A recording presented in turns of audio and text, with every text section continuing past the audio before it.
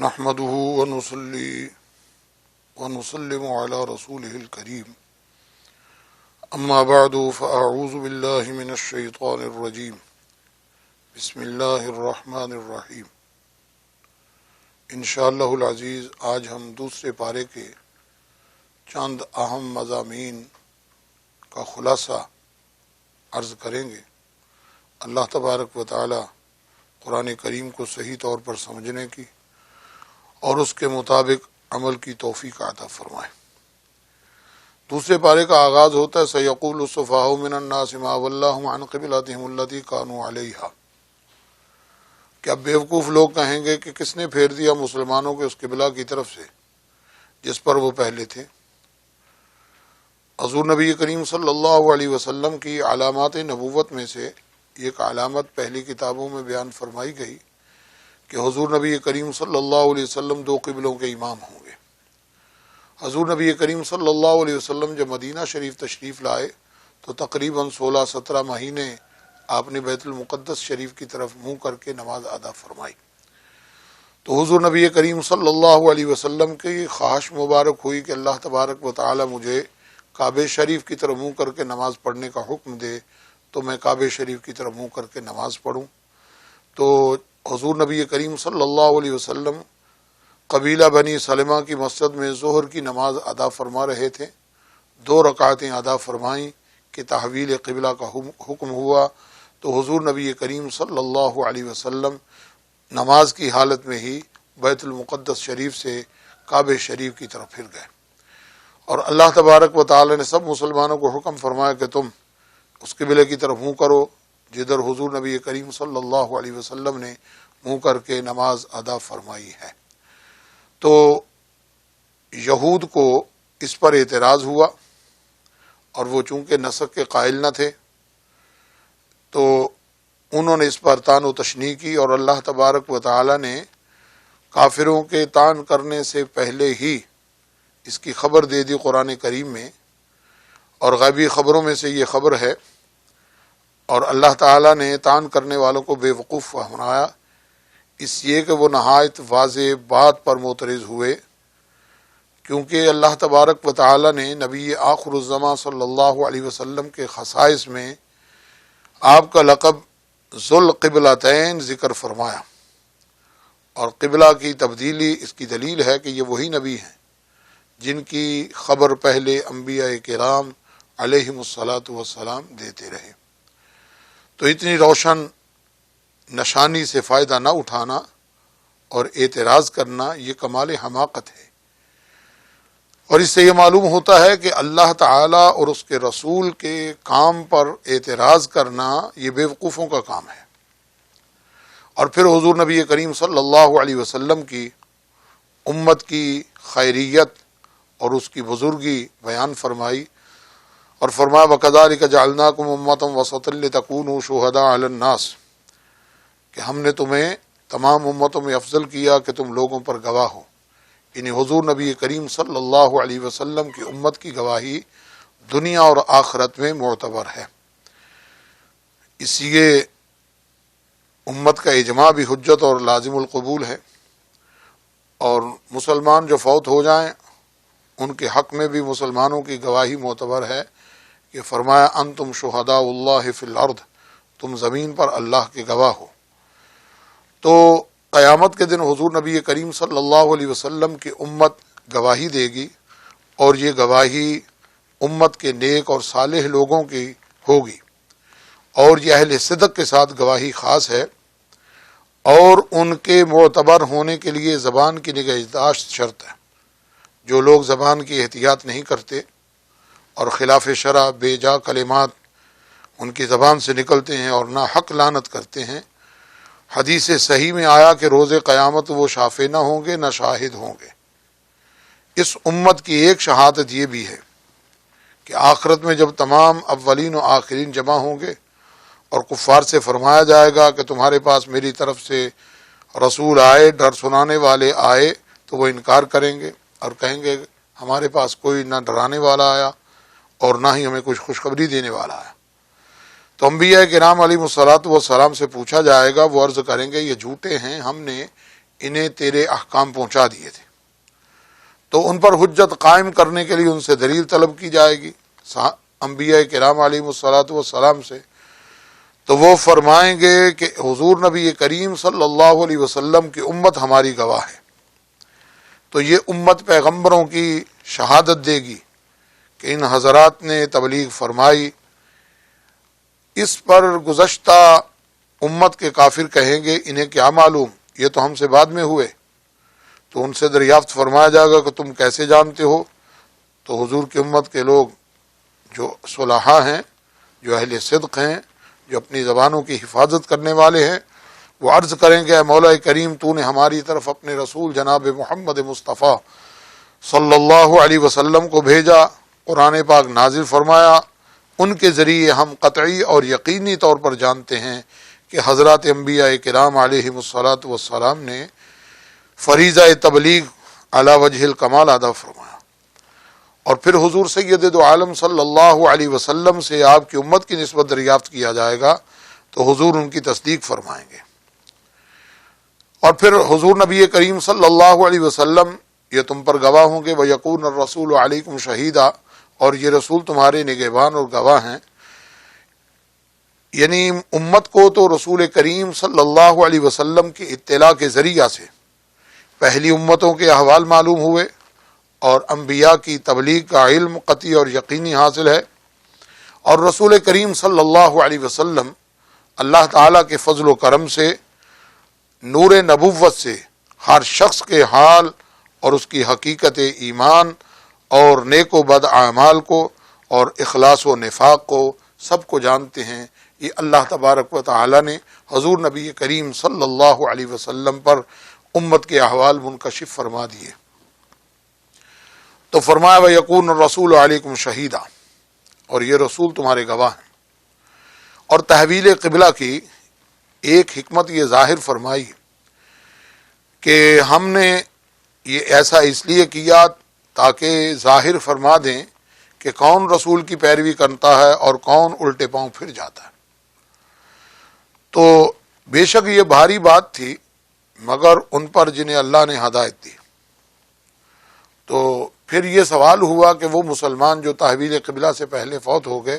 ان کی نمازوں کا کیا بنا؟ تو اللہ تعالیٰ نے ان کے لیے بھی فرمایا کہ چونکہ انہوں نے حکم رسول پر ہی بیت المقدس شریف کی طرف منہ کر کے نماز ادا کی تھی، اس لیے اللہ تعالیٰ کی یہ شان نہیں کہ وہ تمہارا ایمان عقارت کرے، یعنی تمہاری نمازوں کو ضائع کرے۔ تو حضور نبی کریم صلی اللہ علیہ وسلم انتظار وحی میں کبھی کبھی آسمان کی طرف نگاہ اٹھاتے تو اللہ تبارک و تعالی نے آیت کریمہ نازل فرمائی قد نرا تقلب وجہک فی السماء، اے محبوب علیہ الصلاۃ والسلام ہم دیکھ رہے ہیں بار بار تمہارا آسمان کی طرف منہ کرنا، فلنولینک قبلۃ ترضاھا، تو ضرور ہم تمہیں پھیر دیں گے اس قبلہ کی طرف جدھر تمہاری خوشی ہے۔ اس سے معلوم ہوتا ہے کہ اللہ تبارک و تعالی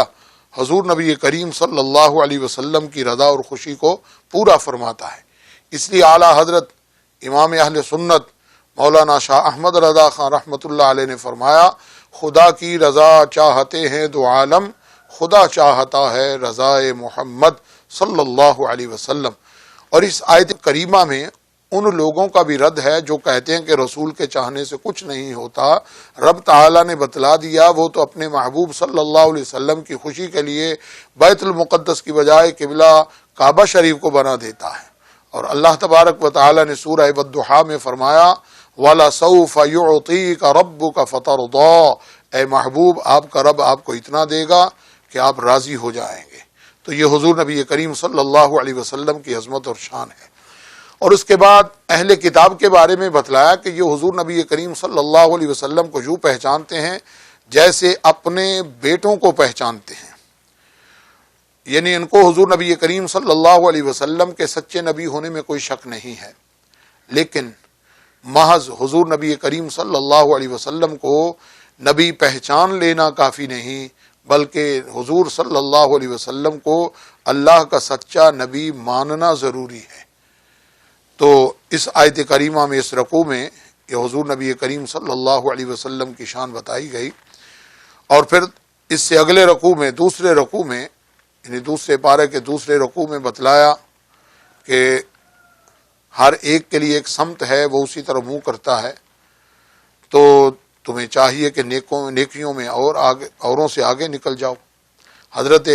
علامہ آلوسی رحمۃ اللہ علیہ فرماتے ہیں اللہ تعالیٰ نے ہر ایک کے لیے ایک جہت عبادت کی مقرر فرمائی ہے، کہ ایک جہت مقرر فرمائی جسے قبلہ کہا جاتا ہے۔ القبلہ تو ما یتوجہ الیہ، قبلہ وہ ہوتا ہے جس کی طرف متوجہ ہوا جاتا ہے، جس کی طرف توجہ ہوتی ہے۔ تو اللہ تبارک و تعالیٰ نے فرشتوں کا قبلہ تو بیت المعمور کو بنایا، اور زمین والوں کا قبلہ بیت اللہ شریف یعنی کعبہ شریف بنایا۔ تو آپ فرماتے ہیں اللہ تعالیٰ نے حضور نبی کریم صلی اللہ علیہ وسلم کا جہت قبلہ جسم کا وہ تو کعبہ شریف بنایا، اور رب تعالیٰ فرماتا ہے وَأَنْتَ قِبْلَتِي، اے محبوب میری توجہ تیری طرف ہے، کہ تو میرے قبلہ ہے، یعنی میری توجہ اے محبوب تیری طرف ہے۔ تو اللہ تبارک و تعالیٰ نے فرمایا کہ ہر ایک کے لیے جہت مقرر ہے، اور قیامت کے بارے میں بتلا دیا کہ اللہ تعالیٰ سب کو جمع فرمائے گا اور وہ اس بات پر قادر ہے۔ اور پھر دوسرے رکوع میں پھر اس حکم کو بیان فرمایا کہ تم مسلمانوں جہاں کہیں بھی ہو اپنا چہرہ کعبہ شریف کی طرف پھیر لو، تاکہ لوگوں کو تم پر کوئی حجت نہ رہے، مگر وہ جو نا انصافی کرنے والے ہیں، بے جا اعتراض کرنے والے ہیں،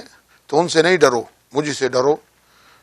تو اللہ تبارک و تعالی نے پھر حضور نبی کریم صلی اللہ علیہ وسلم کی تشریف آوری کو بیان فرمایا کہ وہ تم پر ہماری آیتیں تلاوت فرماتے ہیں، تمہیں پاک کرتے ہیں، اور کتاب اور پختہ علم تمہیں سکھاتے ہیں، اور تمہیں وہ سکھاتے ہیں جن کا تمہیں علم نہ تھا، اور پھر تم میری عبادت کرو، میرا ذکر کرو،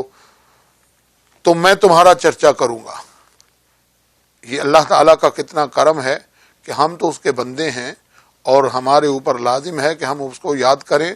لیکن رب تعالیٰ کی کتنی مہربانی ہے، وہ فرماتا ہے کہ تم میری یاد کرو، میں تمہارا چرچا کروں گا۔ اور صحیحین کی حدیث میں ہے کہ اگر بندہ مجھے تنہائی میں یاد کرتا ہے تو میں بھی اس کو ایسے ہی یاد فرماتا ہوں،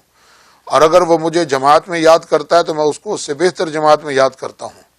تو قرآن و حدیث میں ذکر کے بہت سارے فضائل منقول ہیں۔ اب تیسرا رکوع میں اللہ تبارک و تعالی نے مسلمانوں کو صبر اور نماز سے مدد چاہنے کا حکم فرمایا، اور فرمایا کہ اللہ تعالیٰ صابروں کے ساتھ ہے، اور وہ لوگ جو اللہ کی راہ میں مارے جائیں انہیں مردہ نہ کہو بلکہ وہ زندہ ہیں، ہاں تمہیں خبر نہیں۔ تو اس آیت کریمہ میں وَلَا تَقُولُوا لِمَنْ يُقْتَلُ فِي سَبِيلِ اللَّهِ أَمْوَاتٌ، جو راہ خدا میں مارے جائیں انہیں مردہ کہنے سے منع فرما دیا گیا۔ تو جو اللہ کی راہ میں مارے گئے ان پر موت تو طبعی طاری ہوئی، اور زندگی ان کو حقیقی حاصل ہوئی۔ تو اس سے انبیاء کرام علیہ الصلاۃ والسلام کی حیات مبارکہ کو سمجھ لینا چاہیے کہ شہید جو اپنی جان اللہ کی راہ میں قتل کے لیے پیش کرتا ہے تو اللہ تبارک و تعالی اسے زندہ فرماتا ہے۔ تو جس نبی کے حکم پر شہید زندہ ہے اس نبی کی اپنی زندگی کتنی عرفہ و اعلیٰ ہے۔ اور دوسرا حضرت قاضی ثناء اللہ پانی پتی رحمۃ اللہ علیہ فرماتے ہیں کہ جہاد دو قسم کا ہے، ایک جہاد اصغر ہے، ایک جہاد اکبر ہے۔ جہاد اکبر نفس کے خلاف جہاد کرنا ہے، اور جہاد اصغر اپنی جان کو کافروں کے سامنے پیش کرنا اور کلمہ حق کے لیے اپنی جان قربان کر دینا ہے۔ تو فرماتے ہیں کہ اولیاء اللہ جو ہیں یہ شہید ہیں جہاد اکبر کی وجہ سے۔ اس لیے آپ فرماتے ہیں الا ان اولیاء اللہ لا یموتون بل ینتقلون من الدار الی الدار، یاد رکھو اللہ کے دوست مرتے نہیں بلکہ وہ ایک مکان سے دوسرے مکان میں چلے جاتے ہیں۔ تو اس آیت کریمہ میں یہ مسئلہ ظاہر ہوتا ہے۔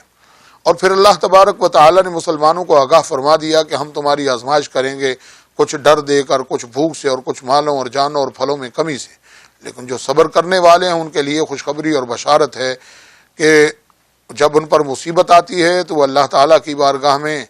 رجوع کرتے ہیں اور کہتے ہیں انا للہ و انا الیہ راجعون۔ تو یہ وہ لوگ ہیں جن پر اللہ تعالیٰ کی درود اور رحمت ہیں اور یہی راہ پر ہیں۔ اور پھر اللہ تبارک و تعالیٰ نے صفا مروہ کے اللہ کی نشانیاں ہونے کا بیان فرمایا۔ تو اگر پتھر اللہ کی نشانیاں ہیں تو اللہ کے انبیاء کرام، اولیاء کرام اور قرآن کریم، کعبہ شریف، مسجد، یہ تمام شعائر اللہ سے ہیں کہ ان سے اللہ تعالیٰ کی شان اور عظمت ظاہر ہوتی ہے۔ اور پھر ان لوگوں کی مذمت فرمائی کہ جو اللہ تبارک و تعالی نے نازل فرمایا اس کو چھپاتے ہیں۔ یاد رکھو کہ کتمان حق بہت بڑا جرم ہے، اور جو دین حق کو چھپاتا ہے جاننے کے باوجود اس پر اللہ تعالیٰ کی لعنت ہے، اور لعنت کرنے والوں کی لعنت ہے، مگر وہ جو توبہ کر لیں اور سنوار لیں اور جو چھپایا اسے ظاہر کر دیں تو رب تعالیٰ فرماتا ہے ان کی توبہ میں قبول فرماؤں گا، اور میں ہی بڑا توبہ قبول فرمانے والا مہربان ہوں۔ اور پھر ان لوگوں کا حکم بیان فرما دیے جو کافر مرے، کافر ہوئے اور کافر ہی مرے تو ان پر بھی لعنت ہے، تمام انسانوں کی، فرشتوں کی اور اللہ کی، اور وہ ہمیشہ اللہ کی لعنت میں رہیں گے، عذاب میں رہیں گے، ان سے عذاب ہلکا نہ کیا جائے گا۔ اور فرمایا کہ تمہارا معبود تو ایک ہی معبود ہے، اللہ کے سوا کوئی معبود نہیں، وہی رحمان رحیم ہے۔ تو اللہ تعالیٰ الہ واحد ہے، اور اسی کی عبادت اور اسی کی پرستش ہے، اللہ کے سوا کوئی اور معبود ہے ہی نہیں جس کی عبادت اور پرستش ہو۔ پھر اللہ تبارک و تعالیٰ نے اپنی جو مخلوقات ہیں ان کی دلیل بیان فرما کر اپنی قدرت اور شان کو بیان فرمایا۔ یہ چوتھا رکوع ہے، جس میں فرمایا کہ بے شک آسمان اور زمین کی پیدائش دن رات کے آنے جانے میں اور کشتی کے دریا میں چلتی ہے لوگوں کے فائدے کے لیے۔ تو جو فرمایا بما ینفع الناس، وہ لوگوں کو نفع دیتی ہے، تو اگر ایک کشتی نفع دیتی ہے تو اللہ کے انبیاء کرام علیہ الصلاۃ والسلام کے نفع بخش ہونے کا انکار کرنا کس قدر غلط ہوگا۔ اور اللہ تبارک و تعالی نے آسمان سے پانی اتارا، پھر اس سے مردہ زمین کو زندہ کیا اس کے مرے پیچھے، تو پانی کو سبب حیات فرمایا، اور اس کے ذریعے ہر قسم کے جانور پھیلا دیے، اور ہواؤں کی گردش اور بادلوں کا آسمان اور زمین کے بیچ میں حکم کا بندھا ہوا ہونا، اس سب میں عقل مندوں کے لیے ضرور نشانیاں ہیں۔ اور پھر ان لوگوں کی مذمت فرمائی کہ جو اللہ کے سوا اور معبود بنا لیتے ہیں اور انہیں اللہ کی طرح محبوب رکھتے ہیں، اور اہل ایمان جو ہیں وہ اللہ کے برابر کسی کی محبت نہیں رکھتے، اور اللہ کے رسول سے محبت حقیقت میں اللہ سے محبت ہے، کیونکہ رب تعالیٰ کو تو کسی نے دیکھا نہیں، تو حضور نبی کریم صلی اللہ علیہ وسلم رب تعالیٰ کی محبت کا وہ مرکز ہیں۔ جس نے حضور سے محبت کی حقیقت میں اس نے اللہ سے محبت کی ہے۔ اور جب قیامت کا دن ہوگا اور ظالم لوگ عذاب دیکھیں گے تو ان کو معلوم ہو جائے گا، ان کی آنکھوں کے سامنے آ جائے گا کہ بے شک ساری قوت، سارا زور تو اللہ کو ہے۔ اور اس وقت کفار اپنے متبوعین سے اور متبوعین اپنے تابعین سے، یعنی اپنے پیچھے چلنے والوں سے اور سرداروں سے وہ اظہار بیزاری کریں گے، اور پھر یہ کہیں گے کاش ہمیں دنیا میں دوبارہ جانا ہو تو ہم بھی ایسے ہی تم سے بیزاری کریں جیسے تم نے ہم سے بیزاری کی،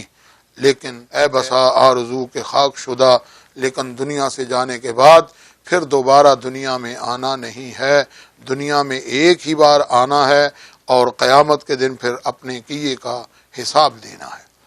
اور پانچویں رکوع میں اللہ تبارک و تعالی نے عام لوگوں کو یہ حکم فرمایا کہ تم حلال اور طیب چیزیں کھاؤ اور شیطان کے قدموں پر نہ چلو، کہ شیطان تو تمہیں برائی اور بے حیائی کا حکم دیتا اور اللہ تعالیٰ پر جھوٹ باندھنے کا کہتا ہے۔ اور جب ان لوگوں کو کہا جاتا ہے کہ اللہ کے نازل کیے پر چلو، تو وہ کہتے ہیں ہم تو اپنے باپ دادا کے رستے پر چلیں گے، جس سے معلوم ہوا کہ اللہ تعالیٰ اور اس کے رسول کے حکم کے مقابلے میں کافر اور جاہل باپ دادوں کی پیروی کرنا یہ کافروں کا طریقہ ہے۔ اس لیے اللہ تعالیٰ نے فرمایا اَوَلَوْ كَانَ آبَاؤُهُمْ لَا يَعْقِلُونَ شَيْئًا وَلَا يَهْتَدُونَ، کہ اگرچہ ان کے باپ دادا نہ کچھ عقل رکھتے ہوں نہ ہدایت رکھتے ہوں، تو باپ دادا جب ہدایت پر ہوں، عقل پر ہوں، تو ان کے پیچھے چلنا ہی یہی قرآن کی ہمیں ہدایت ہے۔ حضرت جناب سیدنا یعقوب علیہ السلام نے جب اپنے بیٹوں سے فرمایا کہ تم میرے بعد کس کی عبادت کرو گے، تو انہوں نے فرمایا تھا کہ ہم آپ کے رب کی اور آپ کے باپ دادا کے رب کی عبادت کریں گے۔ تو پھر اللہ تعالیٰ نے مسلمانوں کو بھی خاص طور پر حکم فرمایا کہ تم بھی حلال اور طیب چیزیں کھاؤ، اور پھر چند چیزیں جو اللہ تعالیٰ نے لوگوں پر حرام کی ان کا ذکر فرمایا، انما حرم علیکم المیتۃ والدم ولحم الخنزیر وما اہل بہ لغیر اللہ، کہ اللہ تعالیٰ نے تم پر حرام کیے مردار اور خون اور سور کا گوشت اور وہ جانور جس پر غیر خدا کا نام لے کر ذبح کیا گیا۔ آج کل بہت سے لوگ وما اہل بہ لغیر اللہ کا نام لے کر یہ کہتے ہیں جس پر بھی اللہ کے غیر کا نام پکارا جائے وہ حرام ہو جاتا ہے، تو یہ تو قرآن کریم کی دیگر آیات کے منافی مطلب ہے، اس لیے کہ اللہ تبارک و تعالی نے سورہ مائدہ میں بیان فرمایا اسی بات کو، اور فرمایا کہ مگر یہ کہ تم اسے ذبح کر لو تو وہ تمہارے لیے حلال ہوگا۔ اور اللہ تبارک و تعالی نے 7ویں پارے میں بیان فرمایا کہ اللہ تعالیٰ نے نہ بحیرہ، نہ وسیلہ، نہ صائبہ، نہ حام، ان جانوروں کو اللہ نے حرام نہیں کیا، یہ کافروں نے خود اپنی طرف سے ہی اس کو حرام کیا ہے۔ تو اگر کافر اپنے بتوں کے نام پر چھوڑے ہوئے جانوروں کو چھوڑ دیں اور مسلمان ان کو پکڑ لیں، جیسے ہندو اپنے بھینسوں کو، جانوروں کو بتوں کے نام پر چھوڑ دیتے ہیں، اور مسلمان ان جانوروں کو پکڑ لیں اور اس پر بسم اللہ اللہ اکبر پڑھ کے چھری پھیریں، تو وہ جانور حلال ہیں، ان کا کھانا حلال ہوگا۔ اور پھر حالت اضطرار کی بات بیان فرما دی کہ اگر کوئی مجبور ہو یوں کہ اسے حلال چیز نہ ملتی ہو اور اس کے مرنے کا اندیشہ ہو، تو پھر اسے ان حرام چیزوں کا کھانا مباح ہو جائے گا، اتنا کہ جس سے اس کی جان بچ سکے۔ اور پھر اللہ تبارک و تعالی نے ان لوگوں کے لیے وعید فرمائی جو حق کو چھپاتے ہیں اور ذلیل دام لے کر اللہ کے حکام کو بدل دیتے ہیں، فرمایا وہ اپنے پیٹوں میں آگ ہی بھرتے ہیں، اور قیامت کے دن اللہ تعالیٰ ان سے کلام نہیں فرمائے گا اور نہ انہیں ستھرا کرے گا، اور ان کے لیے دردناک عذاب ہے۔ اور یہ وہ لوگ ہیں جنہوں نے ہدایت کے بدلے گمراہی کو خریدا۔ اور 6 رکوع میں اللہ تبارک و تعالیٰ نے نیکی کی بات بیان فرمائی کہ نیکی صرف مشرق یا مغرب کی طرف منہ کر لینے سے نہیں ہوتی، بلکہ نیکی تو یہ ہے کہ بندہ اللہ پر ایمان لائے اور پچھلے دن پر ایمان لائے اور فرشتوں اور کتاب اور پیغمبروں پر ایمان لائے۔ یعنی صرف کسی جہت کی طرف منہ کر لینا یہی کمال نیکی نہیں، بلکہ اللہ تعالیٰ پر سچے دل سے ایمان لانا یہ ضروری ہے۔ اور اس آیت کریمہ میں نیکی کے 6 طریقے ارشاد فرمائے ہیں: ایمان لانا، اللہ کی راہ میں مال دینا، نماز قائم کرنا، زکوٰۃ دینا، عہد پورا کرنا، صبر کرنا۔ تو ان کے لیے رب تعالیٰ نے فرمایا یہ سچے لوگ ہیں اور یہی متقی لوگ ہیں۔ اور پھر اللہ تعالیٰ نے مسلمانوں کو قصاص کے متعلق حکم بیان فرمایا کہ جو ناحق مارے جائیں ان کے خون کا بدلہ لو۔ زمانہ جاہلیت میں جو ہوتا تھا کہ اگر کوئی کسی کو غلام کو قتل کرتا تو اس کے بدلے میں اس کے آزاد کو قتل کر دیا جاتا، اور اگر کوئی کسی عورت کو قتل کرتا تو اس کے بدلے میں اس کے مرد کو قتل کر دیا جاتا۔ تو اس آیت کریمہ میں اللہ تبارک و تعالی نے یہ حکم بیان فرمایا کہ مقتول کے بدلے میں قاتل کو ہی قتل کیا جائے گا، اس کے علاوہ کسی دوسرے کو نہیں۔ اور پھر اس حکم میں تخفیف فرما دی کہ اگر مال کے بدلے میں صلح ہو جائے یا میت کے ورثاء جو بالغ ہیں وہ معاف کر دیں تو معافی ہو جائے گی، اور جو اس کے بعد پھر زیادتی کرے گا تو اس کے لیے دردناک عذاب ہے۔ اور پھر اللہ تبارک و تعالی نے وصیت کے متعلق بیان فرمایا، اور وصیت کا ابتدائی اسلام میں حکم یہ تھا کہ وہ فرض تھی۔ پھر جب اللہ تعالی نے آئے میراث نازل فرمائی تو غیر وارث حق میں وصیت کا منسوخ ہونا بیان ہو گیا، اور حضور نبی کریم صلی اللہ علیہ وسلم نے فرمایا الا لا وصیت لوارث، اب وارث کے حق میں وصیت نہیں ہو سکتی۔ تو 7ویں رکوع میں اللہ تعالیٰ نے روزے کی فرضیت کو بیان فرمایا، اور پھر اس میں چند احکام بیان فرمائے کہ اگر کوئی آدمی اتنا لاچار ہو گیا، بوڑھا ہو گیا کہ اب اس سے روزہ نہیں رکھا جاتا تو اس کو اس کے بدلے میں فدیہ دینے کا حکم فرما دیا کہ وہ 1 مسکین کا کھانا دے، اور جس کا بیان فقہاء کرام نے فرمایا کہ وہ صدقہ فطر کی مقدار ہے، یعنی 2.25 سیر گندم یا 4.5 سیر جو، اس طرح وہ مسکین کا وہ روزے کا فدیہ دے۔ اور اگر اس سے زیادہ اپنی طرف سے کر لے تو اس کے لیے بہتر ہے۔ فمن تطوع خیرا فہو خیر لہ، کہ پھر جو اپنی طرف سے نیکی زیادہ کرے تو وہ اس کے لیے بہتر ہے، جس سے معلوم ہوگا کہ نیکی کے کام میں اپنی طرف سے بھی اضافہ کرنا شرع میں محبوب اور پسندیدہ ہے۔ اور پھر قرآن کریم کی بابت فرمایا کہ رمضان شریف کا وہ مہینہ ہے جس میں اللہ تعالیٰ نے قرآن نازل فرمایا، یہ قرآن لوگوں کے لیے ہدایت اور رہنمائی ہے اور فیصلہ کی روشن باتیں ہیں۔ اور اللہ تبارک و تعالیٰ نے یہ حکم بیان فرمایا، یہ اصول دین میں سے ایک اصل ہے کہ یرید اللہ بکم الیسر ولا یرید بکم العسر، اللہ تم پر آسانی چاہتا ہے، تم پر دشواری نہیں چاہتا۔ اس لیے فقہاء کرام فرماتے ہیں اذا ضیق اتسع، جہاں تنگی آئے گی وہاں شریعت میں وسعت اور کشادگی پیدا ہو جائے گی۔ پھر حضور نبی کریم صلی اللہ علیہ وسلم کے صحابہ کرام کی ایک جماعت نے حضور سے عرض کیا کہ اللہ تبارک و تعالی ہمارے قریب ہے یا ہم سے دور ہے؟ اگر وہ ہمارے قریب ہے تو ہم اس کے سے مناجات کریں، اس سے سرگوشی کریں،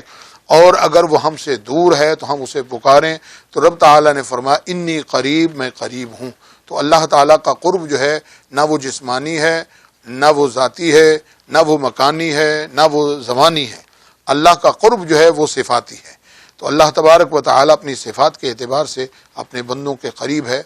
جب بھی بندہ اللہ تعالیٰ کو پکارے، اس کی بارگاہ میں دعا کرے، اللہ تعالیٰ اپنے بندوں کی دعا قبول فرمانے والا ہے۔ تو اس سے بہت سارے مسائل حل ہو جاتے ہیں۔ اجیب دعوت الداع اذا دعان سے کہ فرمایا میں دعا قبول فرماتا ہوں پکارنے والے کی جب مجھے پکارے، تو وہ نماز جنازہ کے بعد ہو یا قبر پر دعا ہو یا 70 قدم چل کر یا کہیں بھی دعا ہو، میت کے انتقال کے بعد اس کی پھوڑی پر دعا ہو، تو یہ تمام دعاؤں کی اجازت ہے کہ جب بھی بندہ اللہ کی بارگاہ میں دعا کرے اللہ تبارک و تعالی اپنے بندوں کی دعا قبول فرماتا ہے۔ ہاں، ناجائز امر کی دعا کرنا جائز نہیں، اور دعا کے آداب میں ہے کہ حضور قلب کے ساتھ قبولیت کا یقین رکھتے ہوئے دعا کرے اور شکایت نہ کرے کہ میری دعا قبول نہ ہوئی۔ اور پھر اللہ تبارک و تعالی نے روزوں کے بارے میں مزید مہربانی فرما دی کہ ابتدا میں جب روزہ رکھا جاتا تھا تو مغرب سے عشاء تک کھانے پینے کی اجازت تھی، اور اس کے بعد پھر روزہ شروع ہو جاتا تھا۔ تو اللہ تبارک و تعالی نے پھر اس میں رخصت فرما دی اور اپنی بیویوں کے پاس جانا بھی حلال کر دیا، اور فرمایا کہ تم کھاؤ پیو یہاں تک کہ سفیدی کا ڈورا سیاہی کے ڈورے سے پاؤ پھٹ کر جدا ہو جائے، ظاہر ہو جائے، اور پھر رات تک روزہ پورا کرو۔ اور پھر اعتکاف کے متعلق بیان فرمایا، اور پھر آیت نمبر 188 میں فرمایا وَلَا تَأْكُلُوا أَمْوَالَكُمْ بَيْنَكُمْ بِالْبَاطِلِ، کہ تم آپس میں ایک دوسرے کا مال ناحق نہ کھاؤ، اور نہ حاکموں کے پاس ان کا مقدمہ لے کر اس لیے جاؤ کہ لوگوں کو کچھ مال ناجائز طور پر کھا لو، یعنی یہ جانتے ہوئے بھی کہ یہ بندہ بے گناہ ہے، پھر اس کے خلاف دعویٰ کرنا اور انہیں پریشان کرنا اور اس کے ذریعے اس کا مال لینا، اس کو باطل فرما دیا۔ اور پھر 8ویں رکوع میں چاند کے متعلق جو سوال ہوا اس کے بارے میں فرمایا کہ چاند جو ہے وہ ابتدا میں چھوٹا، پھر بڑا، پھر آخر میں پھر چھوٹا ہو جاتا ہے، تو فرمایا کہ یہ وقت کی علامتیں ہیں لوگوں کے لیے اور حج کے لیے۔ اور پھر اللہ تبارک و تعالی نے ان لوگوں کو اللہ کی راہ میں لڑنے کا حکم فرمایا جو تم سے لڑتے ہیں، اور اس میں بھی تمہیں حد سے تجاوز کرنا جائز نہیں ہے۔ ہاں، اگر وہ خود حرمت والے مہینوں میں تم سے لڑیں تو تم بھی ان سے لڑو، اور مسجد الحرام کے پاس ان سے نہ لڑو جب تک وہ تم سے وہاں نہ لڑیں، اور اگر وہ تم سے لڑے تو انہیں قتل کرو، اور کافروں کی یہی سزا ہے۔ اگر وہ باز آ جائیں تو اللہ تعالیٰ بخشنے والا مہربان ہے، اور ان سے لڑنا اس لیے ہے کہ فتنہ ختم ہو جائے اور ایک اللہ کی پوجا ہو، یعنی مسلمان کا لڑائی کرنا اس لیے ہے کہ کفر اور شرک مغلوب ہو جائے اور اللہ کا دین بلند ہو جائے۔ اور پھر حرمت والے مہینوں کے متعلق فرمایا کہ اگر کافر حرمت والے مہینوں کا لحاظ کریں تو تم بھی کرو، اور اگر وہ تم پر زیادتی کریں تو تم بھی ان پر زیادتی کرو اتنی جتنی اس نے تم سے کی ہے۔ اور پھر اللہ تعالیٰ نے حج اور عمرہ کے بارے میں آیت نمبر 196 سے بیان فرمایا، اور اس پورے رکوع میں پھر اللہ تعالیٰ نے حج قران، حج تمتع اور حج افراد کے بارے میں بیان فرما دیا، اور حج کے مہینے بیان فرما دیے 9ویں رکوع میں کہ حج کے مہینے معلوم ہے، یعنی شوال، ذوالقعدہ اور ذی الحج کے ابتدائی دن۔ تو جس پر حج فرض ہو تو اسے چاہیے کہ نہ عورتوں کے سامنے صحبت کا ذکر کرے، نہ کوئی گناہ کی بات، نہ کسی سے جھگڑا کرے۔ اور پھر حج کا طریقہ بتایا اجمالی طور پر، اور اس کی تفصیل حضور نبی کریم صلی اللہ علیہ وسلم کی احادیث شریفہ میں بیان فرمائی۔ اور پھر یہ بتایا کہ جب تم حج کر چکو تو زمانہ جاہلیت کی طرح اپنے بڑوں کا ذکر نہ وہاں کرو، بلکہ اللہ تعالیٰ کا ذکر کرو۔ فاذکروا اللہ کذکرکم آباءکم واشد ذکرا، تو اللہ کا ذکر کرو جیسے اپنے باپ دادا کا ذکر کرتے، بلکہ اس سے بھی زیادہ۔ تو آدمی دو قسم کے ہیں، ایک وہ جو صرف دنیا مانگتے ہیں تو فرمایا آخرت میں ان کے لیے کچھ حصہ نہیں، اور کچھ وہ لوگ ہیں جو اللہ تعالیٰ سے دنیا کی بھلائی اور آخرت کی بھلائی مانگتے ہیں تو اللہ تبارک و تعالیٰ فرماتا ہے ایسے لوگوں کو ان کی کمائی سے حصہ ملے گا۔ تو مسلمان کو چاہیے کہ دنیا و آخرت کی خیریت کی دعا کرے، اور یہ جامع دعا ہے ربنا آتنا فی الدنیا حسنۃ وفی الآخرۃ حسنۃ وقنا عذاب النار۔ اور پھر آگے اخنس بن شریق ایک منافق تھا، اس کے حق میں آیت نازل ہوئی کہ وہ حضور صلی اللہ علیہ وسلم سے بڑی میٹھی میٹھی باتیں کرتا تھا اور اپنے اسلام اور آپ کی محبت کا دعویٰ کرتا، اور در پردہ فساد انگیزی میں مصروف رہتا۔ مسلمانوں کے مواشیوں کو اس نے ہلاک کی اور ان کی کھیتی کو آگ لگا دی، اور جب اسے کہا جائے کہ اللہ سے ڈرو تو اسے اور ضد چڑھتی ہے، تو فرمایا ایسے کے لیے تو دوزخ کافی ہے۔ اور کوئی وہ آدمی ہے کہ جو اپنے جان کو اللہ کی راہ میں بیچ دیتا ہے۔ حضرت صہیب رضی اللہ عنہ رومی جب مکہ مکرمہ سے ہجرت فرما کر حضور صلی اللہ علیہ وسلم کی خدمت میں مدینہ طیبہ کی طرف روانہ ہوئے تو مشرکین قریش کی ایک جماعت نے آپ کا تعاقب کیا، تو آپ سواری سے اترے اور ترکش سے تیر نکال کر فرمانے لگے اے قریش تم میں کوئی میرے پاس نہیں آ سکتا جب تک میں تیر مارتے مارتے تمام ترکش خالی نہ کر دوں، اور پھر جب تک تلوار میرے ہاتھ میں رہے اس سے ماروں، اس وقت تک تمہاری جماعت کا کھیت ہو جائے گا۔ اگر تم میرا مال چاہو جو مکہ مکرمہ میں مدفون ہے تو میں تمہیں اس کا پتہ بتا دوں، تو تم مجھ سے تعرض نہ کرو۔ اس پر وہ راضی ہو گئے اور آپ نے اپنے تمام مال کا پتہ بتا دیا۔ جب حضور صلی اللہ علیہ وسلم کی خدمت میں حاضر ہوئے تھے یہ آیت کریمہ نازل ہوئی وَمِنَ النَّاسِ مَن يَشْرِي نَفْسَهُ ابْتِغَاءَ مَرْضَاتِ اللَّهِ وَاللَّهُ رَءُوفٌ بِالْعِبَادِ، اور کوئی آدمی اپنی جان بیچتا ہے اللہ کی مرضی چاہنے میں، اور اللہ بندوں پر بہت مہربان ہے۔ اور پھر آگے مسلمانوں کو پورے طور پر اسلام میں داخل ہونے کا حکم فرمایا اور شیطان کے قدموں کی پیروی کرنے سے منع فرمایا، اور بتلا دیا کہ یہ تو تمہارا کھلا دشمن ہے۔ اور 10ویں رکوع میں اللہ تبارک و تعالی نے فرمایا کہ بنی اسرائیل سے پوچھو کہ ہم نے کتنی روشن نشانیاں انہیں دی تھیں کہ ان کے انبیاء کرام کے معجزات کو ان کے صدق نبوت کی دلیل بنایا اور ان کے ارشاد اور ان کی کتابوں کو دین اسلام کی حقانیت کا شاہد کیا۔ تو جو اللہ کی نعمت کو بدل دے تو بے شک اللہ کا عذاب تو سخت ہے، اور کافروں کی نگاہ میں تو دنیا کی زندگی آراستہ کی گئی، اور وہ مسلمانوں سے ہنستے ہیں کہ یہ مسلمان جو ہیں یہ تو سامان دنیاوی نہیں رکھتے، جیسے حضرت عبداللہ بن مسعود ہیں، حضرت عمار بن یاسر اور حضرت بلال اور حضرت صہیب رضی اللہ تعالیٰ عنہ کو دیکھ کر کافر مذاق اڑاتے تھے اور دولت دنیا کے غرور میں اپنے آپ کو اونچا سمجھتے تھے۔ تو فرمایا والذین اتقوا فوقہم یوم القیامہ، اور جو ڈر والے ہیں وہ تو ان سے اوپر ہوں گے قیامت کے دن، اور اللہ جسے چاہے بے گنتی رزق دے۔ اور فرمایا کہ حضرت آدم علیہ السلام کے زمانہ سے لے کر حضرت نوح علیہ السلام کے زمانہ تک سب لوگ ایک دین اور ایک شریعت پر تھے، پھر ان میں اختلاف ہوا تو اللہ تعالیٰ نے حضرت نوح علیہ السلام کو مبعوث فرمایا، یہ بعثت میں پہلے رسول ہیں۔ تو بعض لوگوں نے پھر کتاب ملنے کے بعد پھر اختلاف کیا، اور اختلاف انہوں نے اس لیے کیا کہ آپس کی سرکشی کی وجہ سے، تو اللہ تعالیٰ نے ایمان والوں کو حق بات سجھا دی جس میں وہ جھگڑا کر رہے تھے، اور پھر مسلمانوں کو بتایا کہ کیا تم اس گمان میں ہو کہ جنت میں چلے جاؤ گے، ابھی تم پر اگلوں کسی روح داد نہ آئی،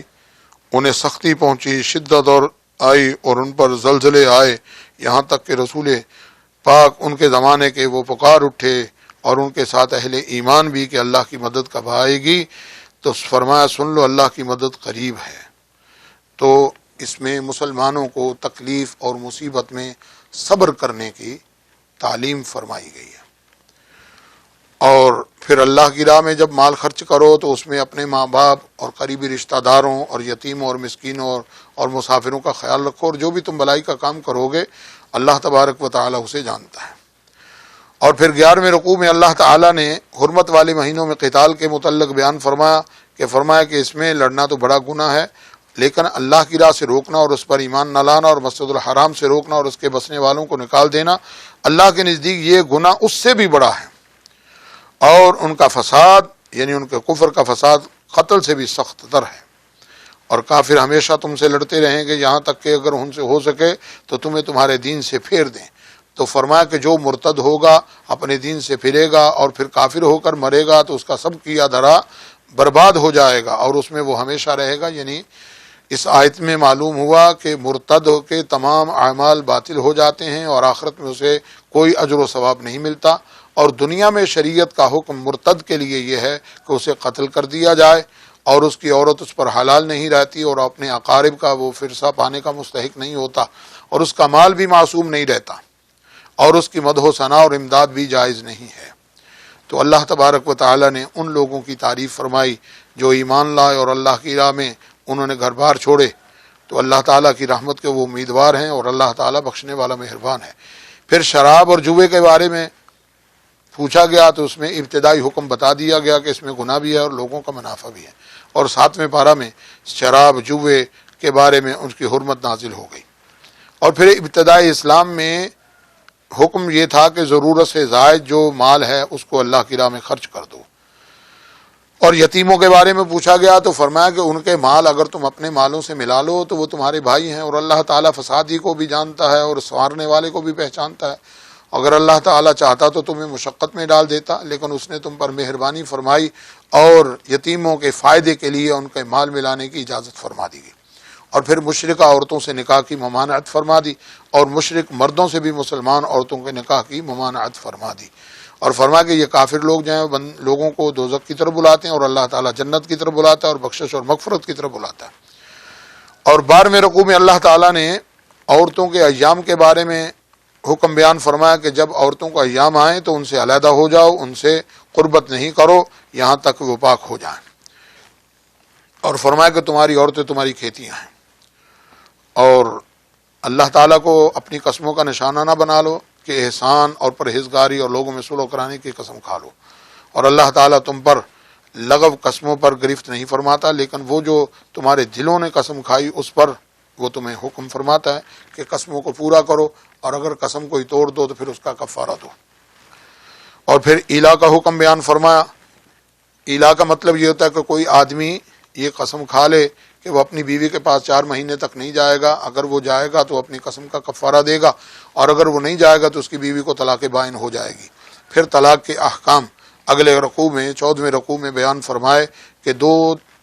طلاق تک شوہر کو رجوع کا حق ہے، لیکن تیسری طلاق کے بعد اس کا حق رجعت ختم ہو جاتا ہے اور وہ عورت اس مرد پر حرام ہو جاتی ہے، یہاں تک کہ عورت عدت گزارنے کے بعد دوسرے شخص سے نکاح کرے، اور بعد از نکاح اس کے قربت کے بعد پھر اگر وہ دوسرا شوہر طلاق دے تو پھر اس طلاق کی عدت گزار کر عورت پہلے شوہر کے لیے حلال ہو جاتی ہے۔ تو فرمایا فَإِن طَلَّقَهَا فَلَا تَحِلُّ لَهُ مِن بَعْدُ حَتَّى تَنكِحَ زَوْجًا غَيْرَهُ فَإِن طَلَّقَهَا فَلَا جُنَاحَ عَلَيْهِمَا أَن يَتَرَاجَعَا إِن ظَنَّا أَن يُقِيمَا حُدُودَ اللَّهِ۔ اور پھر اس کے بعد اگر طلاق رجعی میں عدت پوری ہو گئی اور پھر عورت چاہے کہ اپنے شوہر سے دوبارہ نکاح کرے یا شوہر اپنی بیوی سے رجوع کرے تو فرمایا ان کو بھلائی کے ساتھ روک لو یا نیکی کے ساتھ ان کو چھوڑ دو، لیکن انہیں ضرر دینے کے لیے روکنا نہ ہو کہ حد سے تم بڑھو، اور جو ایسا کرے گا تو وہ اپنی جان پر ہی ظلم کرتا ہے۔ اور پھر 14ویں رکوع میں فرما دیا کہ اگر 1 یا 2 طلاق کے بعد عدت گزر گئی اور پھر شوہر اور بیوی آپس میں نکاح کرنا چاہیں تو ان کو دستور کے مطابق نکاح کی اجازت ہے۔ اور پھر اس کے بعد والدین کے لیے فرمایا کہ مائیں جو ہیں وہ اپنی اولاد کو 2 سال تک دودھ پلائیں، مدت رضاعت بیان فرما دی۔ اگر اس میں وہ اپنی رضامندی سے کمی کرنا چاہیں تو اس کے لیے بھی اجازت فرما دی۔ فَإِنْ أَرَادَا فِصَالًا عَنْ تَرَاضٍ مِنْهُمَا وَتَشَاوُرٍ فَلَا جُنَاحَ عَلَيْهِمَا۔ اور پھر اللہ تبارک و تعالیٰ نے بیوہ عورت کی عدت بیان فرمائی کہ اس کو 4 مہینے 10 دن تک اپنے آپ کو روکے رکھنا ہے، اور جب وہ عدت گزر جائے تو پھر اسے دستور کے مطابق اپنے معاملہ میں شرع کے موافق نکاح کرنے کی اجازت ہے۔ اور حالت عدت میں پیغام نکاح دینا حرام فرما دیا گیا، ہاں دل میں آرزو تمنا رکھنا اس کی ممانعت نہیں فرمائی۔ اور پھر 15ویں رکوع میں اللہ تبارک و تعالیٰ نے ان عورتوں کے لیے بیان فرمایا کہ جن سے نکاح ہوا اور پھر ان کو بغیر چھوئے طلاق دے دی، تو فرمایا اگر تو حق مار مقرر نہیں ہوا تو پھر انہیں کچھ برتنے کو دو، تو ان کو اچھے طریقے کے ساتھ رخصت کر دو، اور اگر طلاق دی چھونے سے پہلے اور پھر حق مار مقرر ہوا تو آدھا حق مار دینا اسے ضروری ہے۔ اور اس کے بعد پھر اللہ تعالیٰ نے نمازوں کی حفاظت کا حکم فرمایا اور مطلقات کے لیے فرمایا کہ ان کو بھی مناسب طور پر نان و نفقہ دیا جائے، جس سے مسئلہ معلوم ہوا کہ عورت جب طلاق کی عدت میں ہو تو شوہر کے اوپر اس کا نان و نفقہ ہے۔ اور پھر 16ویں رکوع میں اللہ تبارک و تعالی نے ان لوگوں کی بابت بیان فرمایا کہ بنی اسرائیل کی ایک جماعت تھی کہ ان کے شہروں میں تعاون ہوا تو وہ موت کے ڈر سے اپنی بستیاں چھوڑ کر بھاگ گئے اور جنگل میں جا پڑے۔ اللہ تعالیٰ کے حکم سے وہ سب وہیں مر گئے۔ کچھ عرصہ کے بعد حضرت حزقیل علیہ السلام کی دعا سے انہیں اللہ تعالیٰ نے زندہ فرمایا اور وہ مدتوں زندہ رہے۔ تو اس سے معلوم ہوتا ہے کہ آدمی موت کے ڈر سے بھاگ کر جان نہیں بچا سکتا، تو بھاگنا بیکار ہے۔ جو موت مقدر ہے وہ ضرور پہنچے گی۔ تو بندے کو چاہیے کہ وہ رضا الہی پر راضی رہے، اور مجاہدین کو بھی سمجھنا چاہیے کہ جہاد سے بیٹھ رہنا موت کو دفع نہیں کر سکتا، لہٰذا دل مضبوط رکھنا چاہیے اور اللہ کی راہ میں جہاد کے لیے نکلنا چاہیے۔ اور پھر اللہ تبارک و تعالی نے حضرت موسیٰ علیہ السلام کے بعد بنی اسرائیل کے لیے فرمایا کہ تم جب ان کی قوم نے اپنے پیغمبر سے کہا کہ ہمارے لیے ایک بادشاہ مقرر کرو، تو اللہ تبارک و تعالی نے ان کے لیے بادشاہ مقرر فرمایا کہ اللہ تعالیٰ نے تمہارے لیے طالوت کو بادشاہ بنایا ہے۔ تو انہوں نے آگے سے یہ کہا کہ ان کے پاس تو مال نہیں ہے، ان کے پاس وسعت نہیں ہے، تو فرمایا اللہ نے تم پر اسے چنا ہے، اور اللہ تعالیٰ نے اسے علم اور جسم میں کشادگی عطا فرمائی ہے، اور اللہ تعالیٰ اپنا ملک جسے چاہے اسے دے دیتا ہے، واللہ یؤتی ملکہ من یشاء۔ تو اللہ تعالیٰ کے پیغمبر نے ان سے فرمایا کہ ان کی نشانی یہ ہے یاتیکم التابوت فیہ سکینۃ من ربکم، کہ ان کی بادشاہی کی نشانی یہ ہے کہ تمہارے پاس وہ تابوت سکینہ آئے جس میں تمہارے رب کی طرف سے تمہارے دلوں کا چین اور سکون ہے، اور اس میں کچھ بچی ہوئی چیزیں ہیں معزز موسیٰ اور معزز ہارون کے ترکہ کی، اٹھا لائیں گے اسے فرشتے۔ اس میں ضرور نشانی ہے ایمان والوں کے لیے، جس سے معلوم ہوا کہ انبیاء کرام علیہ الصلاۃ والسلام کے تبرکات شریفہ وہ باعث برکت ہوا کرتے ہیں۔ تو جب بنی اسرائیل نافرمان ہوئے تو ان سے قوم عمالقہ وہ تابوت لے کر چلے گئے، اور بنی اسرائیل کو اس تابوت سے دل کی تسلی ہوتی تھی کہ جب انہیں کوئی مشکل درپیش ہوتی تو اس تابوت کو سامنے رکھ کر اللہ کی بارگاہ میں دعا کرتے، دشمنوں کے مقابلے میں اس کی برکت سے فتح پاتے۔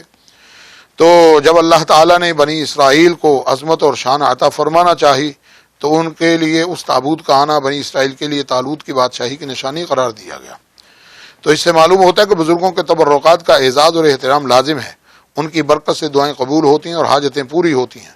اور تبرکات کی بے حرمتی کرنا گمراہوں کا طریقہ ہے اور بربادی کا سبب ہے۔ اور 17ویں رکوع میں اللہ تبارک و تعالی نے طالوت کے لشکر کی بابت بیان فرمایا کہ جب وہ لشکر روانہ ہوا تو ہزاروں کی تعداد میں تھے، تو فرمایا کہ اللہ تبارک و تعالی تمہیں آزمائے گا نہر پر، جس نے تو وہاں سے چلو بھر پانی پیا یا نہ پیا تو اللہ تبارک و تعالی اسے سیرابی عطا فرمائے گا، اور جنہوں نے چلو بھر سے زائد پی لیا تو ان کے ہونٹ سیاہ ہو گئے، تشنگی بڑھ گئی اور ہمت ہار گئے۔ تو جس سے معلوم ہوتا ہے کہ اشیاء میں تاثیر رب تعالیٰ کے رکھنے سے ہے، اگر وہ پانی میں پیاس بجھانے کی تاثیر رکھے تو پانی پیاس بجھاتا ہے، اور اگر وہ تاثیر نہ رکھے تو پانی پیاس نہیں بجھاتا۔ یہی اہل سنت و جماعت کا عقیدہ ہے۔ تو حضرت داؤد علیہ الصلاۃ والسلام نے جالوت کو قتل کیا، تو اللہ تعالیٰ نے پھر داؤد علیہ السلام کو ملک اور حکمت عطا فرمائی،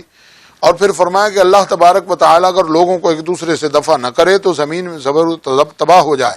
تو اللہ تعالیٰ نیک لوگوں کے سبب گناہ گاروں پر رحم فرما دیتا ہے۔ تو فرمایا کہ یہ اللہ تعالیٰ کی آیتیں ہیں محبوب، ہم تم پر ٹھیک ٹھیک پڑھتے ہیں، اور بے شک تم رسولوں میں سے ہو۔ تو خاص طور پر حضور نبی کریم صلی اللہ علیہ وسلم کی رسالت کا ذکر فرمایا،